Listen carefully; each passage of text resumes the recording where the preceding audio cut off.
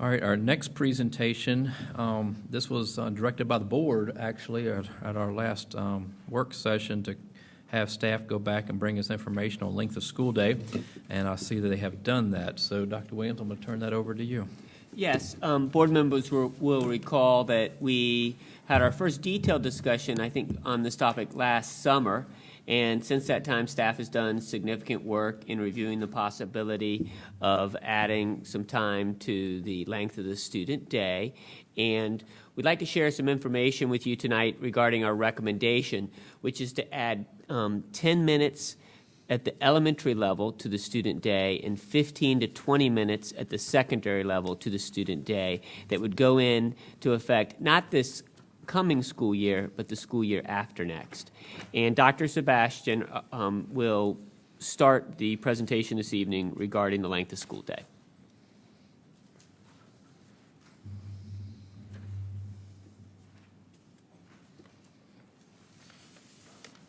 Good evening, Mr. Medford, members of the school board, and Dr. Williams. This evening, my colleagues, who will be introduced a little further on in this presentation, and I are going to share information related to the length of school day. In March of 2007, the Southern Association of Colleges and Schools, otherwise known as SACS, Accreditation Team suggested that York County study the adequacy of instructional time. As we have previously shared earlier in the school year, York County has one of the shortest school days in the surrounding area and in the state. We want to share the process that we have followed in studying the length of school day this year. We have had school-based discussions. There were multiple meetings with a scheduling expert, Dr. Michael Reddick, who is renowned nationally and internationally in this area. There were also multiple discussions with principals and school board office staff, as well as a time comparison with other school divisions. And that's the slide that we're on right now. This slide provides information related to the length of the school day. And you'll note that our current school day is 6 hours and 26 minutes at the elementary level and 6 hours and 27 minutes at the middle and high school level. The gap between the state mean and York County is 15 minutes at the elementary level, 22 minutes at middle school, and 24 minutes at the high school, which that sums up to a cumulative gap of 45 hours at the elementary level, 66 hours at middle school, and 72 hours at the high school level. Please note that the two surveys referenced were conducted by the Virginia Education Association, or VEA, and the Virginia State Superintendent's Group, which is also known as VAS. And these results were also shared with you in the fall of this school year. That leads us to the question, why should we lengthen the student day? The additional time will allow more time to teach the curriculum. For example, developing excellence in skills and knowledge and engaging students in more rigorous learning experiences. It also supports our strategic plan, which states in Goal 1 that York County students will consistently demonstrate excellence in skills and knowledge needed for citizenship and productive participation in a global community. And Goal 3, that York County School Division will engage all students in rigorous educational experiences. As Dr. Williams shared with you earlier, the recommendation is to lengthen the student day, not for this coming school year, but for 2011 and 2012, by approximately 10 minutes at the elementary level and 15 to 20 minutes at the middle and high school level. And this will affect student and teacher contact time, but it will not change the length of the contractual workday for staff members. We're going to take a year to study and plan for this implementation. For example, we would look at the start and end times for all schools and discuss division and school level parameters for the use of time. Where are we going to add this time? As High School Schedule Committee concludes their work this year, we would also look at anything that may impact the high school schedule. There may be other changes that we would explore, such as on-time bus consistency, which was one of the areas that came up in discussions with principal and staff. That leads us to looking at the use of time by level, and we're going to start with the high school level, and Mr. Paul Hopkins, principal of Grafton High School, is going to share some information related to that with you. Paul? Thank you, Dr. Sebastian. Good evening, board members. As you recall, the High School Scheduling Committee is exploring 3 scheduling options for the 2011-2012 school year. Regardless of whether a hybrid 4x4 schedule, an 8AB schedule, or the current 7AB model that is proposed is accepted, the 15 to 20 minutes of proposed time that we mention here will greatly enhance the high school's efforts to meet the objectives set forth in the division's strategic plan.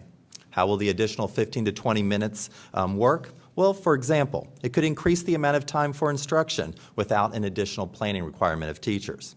It would allow teachers to go deeper into content, allow students and teachers the opportunity to field one more question or possibly provide one more example in each class period. It would also permit teachers to provide more hands-on, engaging, and rigorous learning activities for students.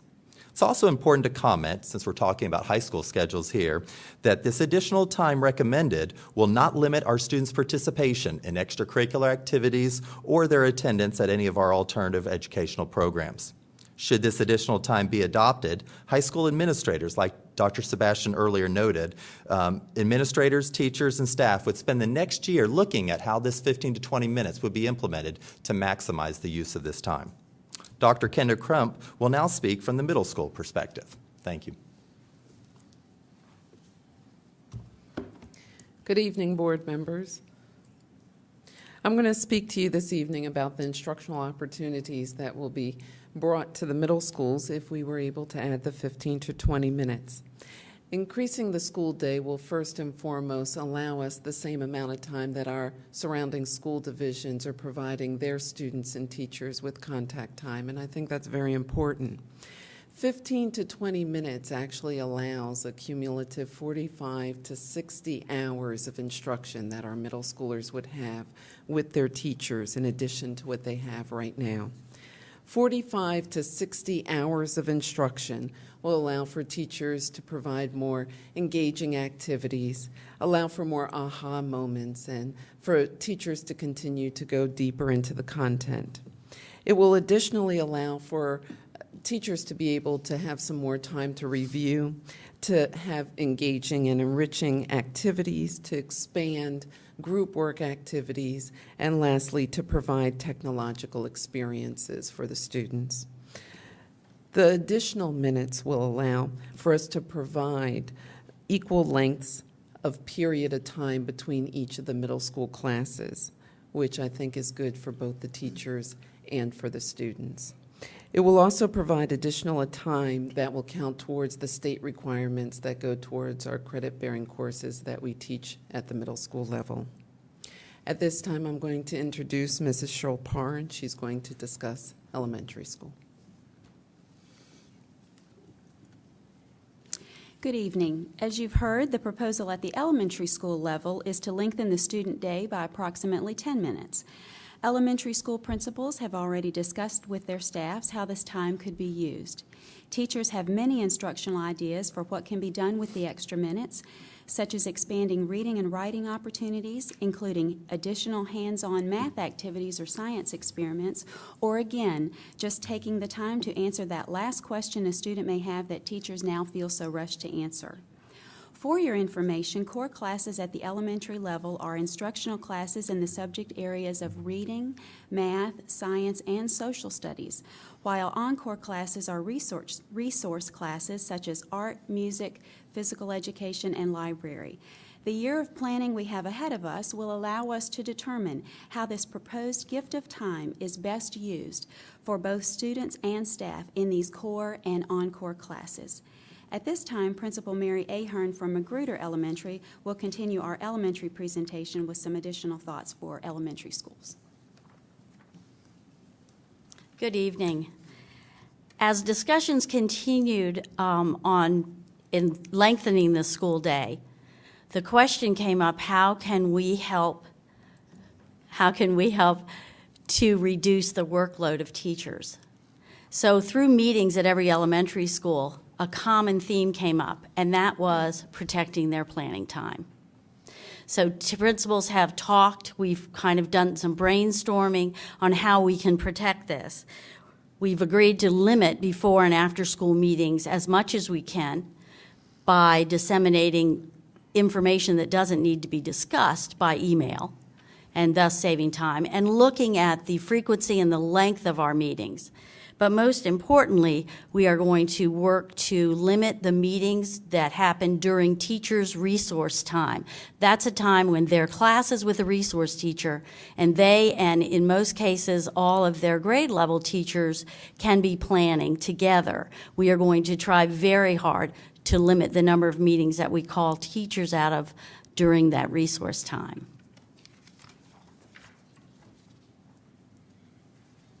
Thank you. That brings us to what are our next steps.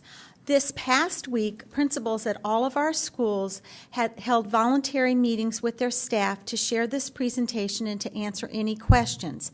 We also plan to host a parent information session, which is scheduled for June the 2nd at 7 p.m. at Grafton Middle School. And then we anticipate bringing back discussion for decision with the school board at the June 7th work board session. This will not be an action item, but rather seeking consensus on this topic. We'd be happy to answer any questions that you might have at this time. Yes. Just a quick question. The resource time that you're talking about, trying to protect that and not schedule the meetings, how often roughly does that happen? Are they pulled from that resource time for meetings? Well, that will vary depending on the nature, whether what principals are looking at or holding at the elementary level, their response to intervention or RTI meetings at non-instructional times as much as possible. That may also include some child study meetings, any meetings that may be their staff meetings are more opportunities for professional development and looking to maximize the amount of time that we're pulling teachers from the classroom in order to get those kinds of activities, which are very important to the overall running of the school, handled. Just trying to get a sense if it's something that happens real often or if it's, say, just specifically for your schools, Cheryl or Mary. I think I can speak to that a little time. We have a resource 45 minutes a day for an elementary teacher, so that's 45 minutes of planning sometime during the instructional day. I would say that on average, a teacher might be pulled from that a couple times a month for an IEP meeting. We have to balance whether to pull teachers from instruction for those kinds of meetings. We do have paraeducators that go in and cover classes during those meetings, but that's not like having your teacher in the room. So while we do have to pull teachers sometimes during their resource time, we're trying to really look at that and who it is that we're pulling, and are we pulling that person too much? And so we're kind of tracking that right now. Part of our year of planning is to be looking at that and see how much are we actually doing that and what can we do to make that better. Okay, thank you. I'm going to share a comment, and it's from my conversation with Dr. Williams when we first talked about this, and I support what you're doing, but just give you another point of view. We know that we have to do this because our accrediting body suggested it. It has to be done. I can understand that. The other piece that you think about is we are below the state average. We have prided ourselves in York County of being at or above the state average for a lot of things. One of my questions to Dr. Williams was, what would it take to get us to the state average?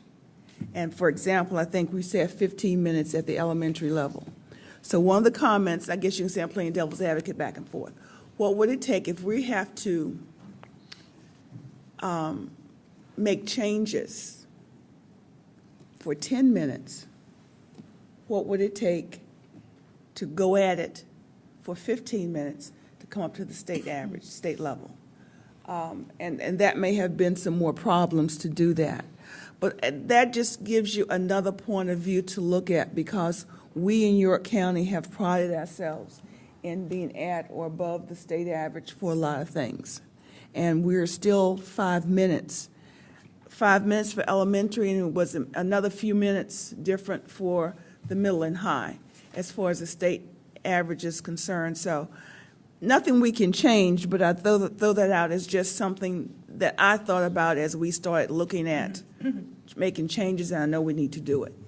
Thank you. I think what we have tried to do is to balance and recognize the impact that this has on our teachers, and it is a balancing act between being able to add some additional minutes that will hopefully help us to continue to increase our academic performance, even meeting as NCLB requirements change and adequate yearly progress continues to go up, but still realizing all of the work that our staff do to prepare for each day and each lesson, and trying to keep it within the contractual day for the teacher's schedule. Yeah, I recognized all the above. Thanks.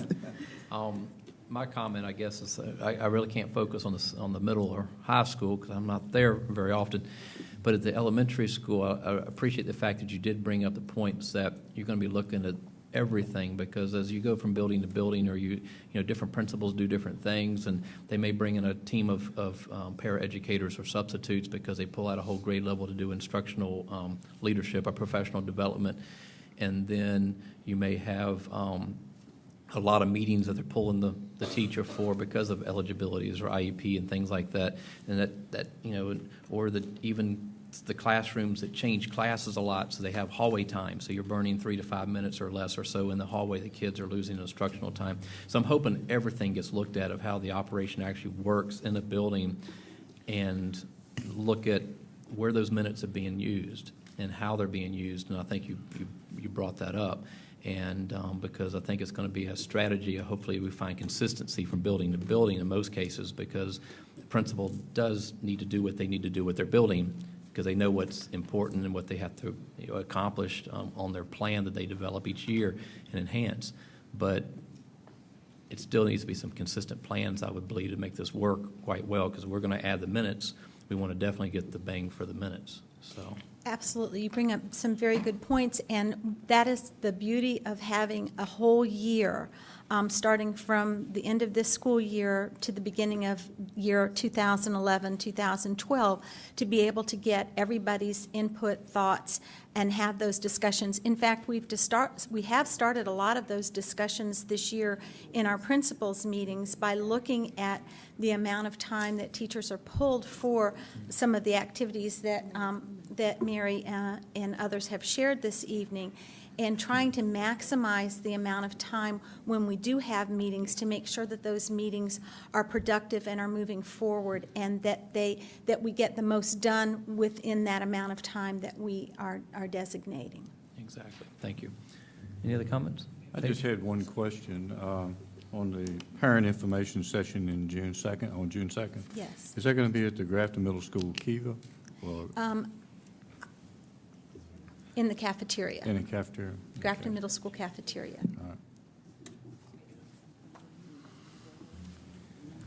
right. Just one question I'll leave you with. I think I'm understanding one of the biggest concerns that maybe came from the teachers as a whole was the interference with the planning time. Pardon me? Oh, I'm sorry. Was the interference with the planning time, is that really the biggest hurdle? Well, they want to be sure that their planning time is protected. Yeah. And that's certainly something that we, Okay. want to take very seriously in making sure, because that's how they can network with colleagues, that's how they integrate instruction, and it's a very important element for them to prepare for each day's lessons. Yeah, and I think that, we've got a long time to work on it and tweak it, as you noted, but, for this thing to work, it's supposed to be a positive thing for everybody, and so I think just any work we can do to come up, we've got a couple of possibilities of how we can protect their planning time here. Maybe we can come up with 10. We just really need to, I think, work on that because There are a lot of wonderful ideas in York County, and Yeah. we try to tap into those. I know you do. Y'all do a great job. Pardon me? We are. We're going back to where we were with the longer class periods, because for years we had 55-minute classes. And that's the amount of time you need, not 40 whatever. It just doesn't work. In fact, that makes teachers anxious because they don't have time to cover the material and do some fun things. There was no time in that 40 whatever minutes it was to do fun things. Well, we're certainly looking in, as our colleagues have shared, you know, to be able to have the opportunity to be able to answer that last question, to be able to go deeper into engaging students, and when they're active participants, they are learning. Thank you. Thanks. Thank you. Thanks for all your work on that. I'd like to thank Dr. Sebastian and the principals for your comments this evening. Thank you. And really, the only thing I would say in closing is to emphasize the comment that Mrs. Meadows had made and that Dr. Sebastian made in terms of closing. That relates to how the teachers might use the time. And principals had lots of conversations with teachers at the school level asking them, particularly at the elementary level, saying, hey, how would you use this additional time? And a consistent thing that teachers would say to me is, hey, it's not like we would use additional 10 minutes in one particular content area, but it's really just a few extra minutes in multiple content areas. And the benefit would be being able to slow the pace down just a little.